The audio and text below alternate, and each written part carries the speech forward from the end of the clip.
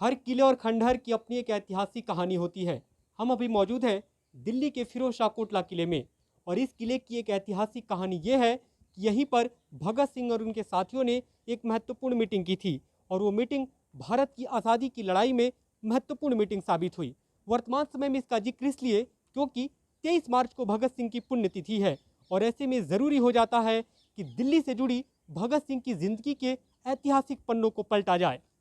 भारतवर्ष में तुगलक वंश की तीसरी पीढ़ी के शासन का प्रतीक है दिल्ली का फिरोज शाह कोटला किला, लेकिन यह गवाह है भारत से अंग्रेजी शासन के खात्मे की लड़ाई का।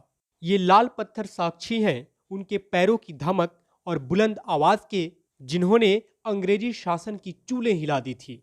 सितंबर 1928 में इसी किले में भगत सिंह, चंद्रशेखर आजाद और बटुकेश्वर दत्त जैसे बड़े क्रांतिकारियों की एक महत्वपूर्ण मीटिंग हुई थी, और उसी मीटिंग से निकला हिंदुस्तान सोशलिस्ट रिपब्लिकन एसोसिएशन, जिसने बाद के दिनों में देश की आज़ादी के लिए क्रांति की ज्वाला भड़काने में अहम भूमिका निभाई।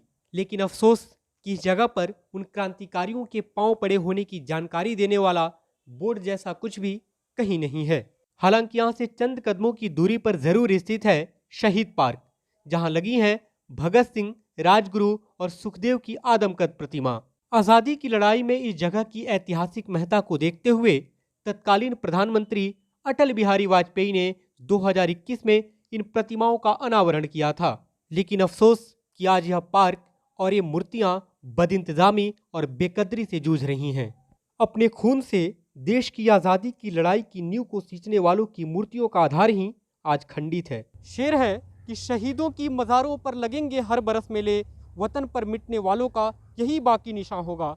लेकिन वतन पर मिटने वालों की मूर्तियों वाली जगह का यूं खंडित होना कहीं ना कहीं उनके प्रति हमारी निष्ठा पर सवाल है।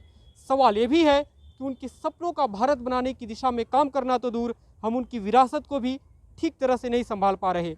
आखिर क्यों? निरंजन मिश्रा, ITV भारत, दिल्ली।